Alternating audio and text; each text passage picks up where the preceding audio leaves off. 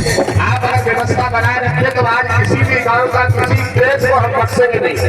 आज दरबार इतनी देर तक चलाएंगे कि 5 कैसे करें प्रेस खिंचवाने में जो माताएं किसी भी तरह से अगर घड़े भी बनाती हैं उनकी भी परीक्षा कर लेंगे। केवल इसको बैठा नहीं रहना, ये दरबार चलाएंगे तो सेनापति हम और बना के छोड़ देंगे कि 5 के सारा गाड़ी के ऊपर जो भी प्रेस वाला है एक एक को खिंचवा देंगे।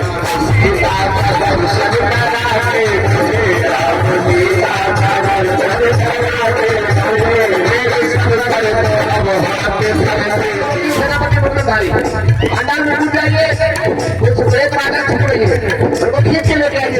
पहला ऐसे को बैठ गया अपने स्थान पर, इसमें कोई प्रेत नहीं है। जो पीछे पुरुषों में नाच रही है ना, इसका भी नाच निकलवा देगा। अगर 2 सेनापतियों को भेज दिया ना, इसमें कोई भूत प्रेत नहीं। किसके परिवार सेनापति एक एक को देख के जाइए, जितने भी नर नारी बैठे एक एक को देखते हुए जाइए। 4 साल 5 साल 7 साल अगर हो गई है और डॉक्टर को दिखाया, डॉक्टर ने कहा है कि कोई कमी नहीं है, फिर भी संतान नहीं हो रही है, तो उस माँ पर गुप्त प्रेत है। और वो गुप्त प्रेत का मतलब ये है कि दरबार में बैठ जाए वो माँ, वो गुप्त प्रेत को सेनापति खींच लेंगे, ना खेलेगी ना कुछ। और जैसे वो गुप्त प्रेत खिंचा, उसी दिन उस माँ के शरीर पे एकदम ये लगेगा बहुत बड़ा बदल रखा था, उतर गया। और निश्चित रूप से प्रेमप्रा धाम सरकार की कृपा से उस माँ को साल 1.5 साल में पुत्र या पुत्री की प्राप्ति हो जाएगी।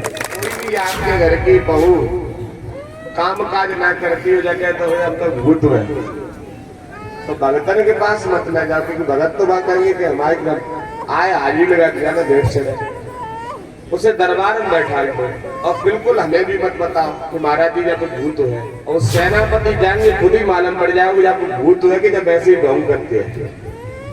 कामनाएं करना चाहते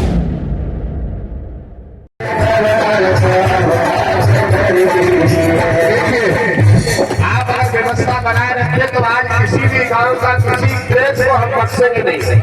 आज दरबार इतनी देर तक चलाएंगे कि 5 कैसे करें प्रेस खिंचवाने में जो माताएं किसी भी तरह से अगर घड़े भी बनाती हैं उनकी भी परीक्षा कर लेंगे। केवल इसको बैठा नहीं रहना, आप इतनी देर दरबार चलाएंगे तो सेनापति हम और बना के छोड़ देंगे कि 5 के सारा गाड़ी के ऊपर जो भी प्रेत वाला है एक एक को खिंचवा देंगे। लास्ट में का दरबार आप केवल बैठा नहीं रखना है, तो केवल जनता राजना है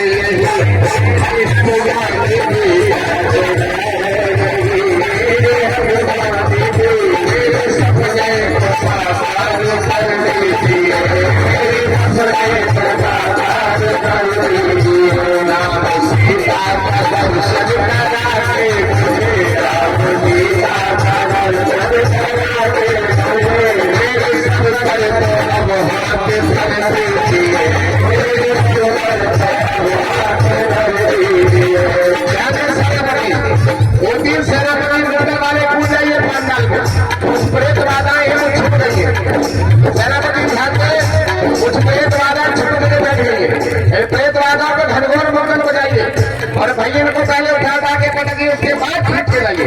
जाइए 2-3 सेनापति मुख्यधारी पंडाल में डूब जाइए, कुछ प्रेत राजा छुप रही है उनको खींच के लेके आइए वहां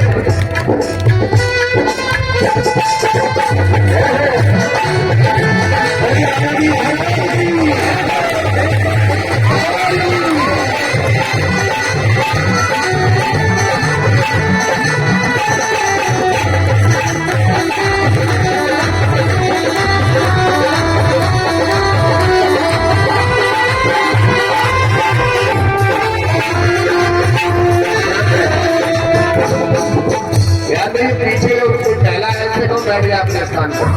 इसमें कोई प्रेत नहीं है। जो पीछे पुरुषों में नाच रही है ना, इसका भी नाच निकलवा देगा। अगर 2 सेनापतियों को भेज दिया ना, इसमें कोई भूत प्रेत नहीं। किसके परिवार से ये ये वैसे ही ढोल कर रही है ठाड़े ठाड़े, इसमें कोई प्रेत नहीं है। किसके परिवार से ये महिला, इस किसी के परिवार से भगवान को पागल बनाती है। दोबारा खड़ी होकर अगर नाच करने लगी ना, तो अभी हम प्रेत बाधाओं को इतनी तुझे भाई प्रेतों भी पिटवाएंगे, बस सेनापति नहीं मारेंगे, प्रेत ही तुझे मारेंगे। दोबारा खड़ी होकर ऐसा मत करना कि दम दिखाने लगे। सेनापति एक एक को देख के जाइए, जितने भी नर नारी बैठे एक एक को देखते हुए जाइए। निरोगी रहे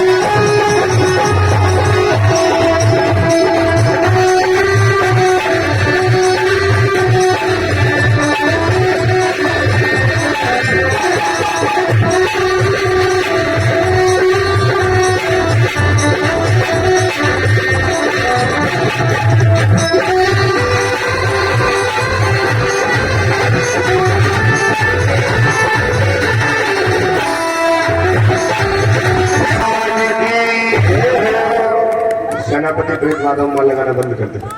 दरबार के ही स्नान करते हैं, कोई भी सेनापति किसी प्रेत बाधा मान न लगाए।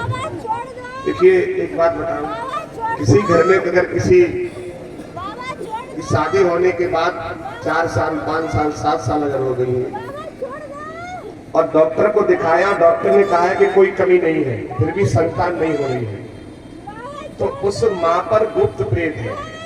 और वो गुप्त प्रेत का मतलब ये है कि दरबार में बैठ जाए वो माँ, वो गुप्त प्रेत को सेनापति खींच लेंगे, ना खेलेगी ना कुछ। और जैसे वो गुप्त प्रेत खिंचा, उसी दिन उस माँ के शरीर पे एकदम ये लगेगा बहुत बड़ा बदल रखा था उठा गया। और निश्चित रूप से प्रेमप्रा धाम सरकार की कृपा से उस माँ को 1-1.5 में पुत्र या पुत्री की प्राप्ति हो जाएगी, संतान की प्राप्ति होता है।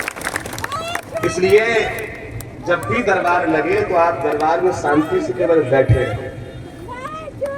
दूसरी बात, कोई भी आपके घर की बहू काम काज ना करती हो जाए तो हम तो भूत है, तो भगतन के पास मत ना जाओ, क्योंकि भगत तो बात करेंगे कि हमारे घर आए हाजिर लगा के ज्यादा देर से उसे दरबार में बैठा दो। और बिल्कुल हमें भी मत बताओ कि महाराज जी जब भूत है, और सेनापति जाएंगे खुद ही मालूम पड़ जाएगा जब भूत है कि जब ऐसे ही ढोंग करते हैं, कामनाएं करना चाहते हैं।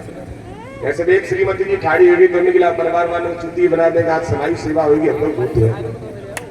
प्रेमप्रा धाम सरकार के दरबार में ऐसा कभी कोई करने वाला नहीं है। तुरंत बाबा बता देते कि दास इसको पकड़ो, इसमें कोई भूत नहीं है, ये जैसे ही ढोंग कर रहा है। इसलिए आप सबसे कहना है कि आप अपने घर पे थोड़ी सी किसी न किसी देवी देवता की पूजा करते रहा करो और जीवन में सत्संग लेते रहो। जहां मिले, कहीं नहीं मिले तो आपके पास घर घर में आजकल फोन तो है ही, तो अपने शाम को जब लेटो तो अपना फोन चालू करके, हम ये नहीं कहते मेरा ही सत्संग सुनो, किसी भी संत भक्त का, कोई महात्मा जी का, कोई गुरु जी का, किसी ना किसी का सत्संग 10 मिनट 20 मिनट सुन के तब सोया करो। रात को ये नियम कर लो कि हम किसी ना किसी का सत्संग सुनने के बाद तब सोएंगे। पहली बात, आपको रात में कभी गंदे सपने दिखाई नहीं देंगे, कभी कोई मरा हुआ व्यक्ति नहीं दिखाई देगा, और आप ब्रह्म मुहूर्त में उठेंगे एकदम प्रसन्नता से उठेंगे, अंदर चिंता नहीं होगी। ये आप प्रैक्टिकल करके देखें। शाम को 10 मिनट किसी का सत्संग निकाल लो मोबाइल में और लेटे लेटे सुन लो, उसके बाद अपने सो जाओ। किसी का एक कहाँ जा रहे हैं, बैठे बैठे तो बड़ी जल्दी बात है साहब, महाराज तुम जाओ से चले जाइए, मुझे जानते हो। अभी आप अपने स्थान पे बैठे रहे, अभी विदाई होगी, आशीर्वाद मंच पे दिया जाएगा। जो भक्त विदाई करना चाहे वो मंच पे आए, और जो घर जाना चाहे तो घर जाओ। उसके बाद आरती होगी, प्रसाद बटेगा, तो आप आरती प्रसाद लेके जाए। जल्दीबाजी हो तो तुम जानो। अब इनको मालूम पड़ो कि इनको क्या रिश्ता है, तुरंत ही भजन लगे, हमें जाकर ना गुरु जी हमें तो बड़ी याद आई है, और पीछे भाई जे और नहीं जाओ तुम जानते हैं ऐसे महात्मा लगे यार, भंडारो पाई ना सत्संग हुई ना पाए, मतलब निकले दरबार लगी हो। कर्तव्य ये कहता है कि जब तक संत मंच से विदा ना ले ले, तब तक संत को पीठ दिखा के जो जाते हैं वो कभी सुखी नहीं हो सकते। ये कर्तव्य है। जब तक संत मंच से विदा ना ले ले, उस संत को जो पीठ दिखा के जाता है, एक पुरानी परंपरा थी कि तुम देवी देवता दर्शन करने जाते तो पीठ दिखा के वापस नहीं आते, है ना। यही सत्संग जहाँ दरबार लगा कि देवी देवता बुलाए गए और उन देवी देवताओं को तुम पीठ दिखा के चल दिए, इसीलिए क्षेत्र अभी भी पिछड़ा का रहा जाता है, इसीलिए अभी भी क्षेत्र का सुधार नहीं होता ऐसा। अरे जी हमारी मर्जी तुम्हारी, हम तो जाते अपने धाम, सबको राम राम, कुछ भूल चूक हुई हो तो माफ कर देना।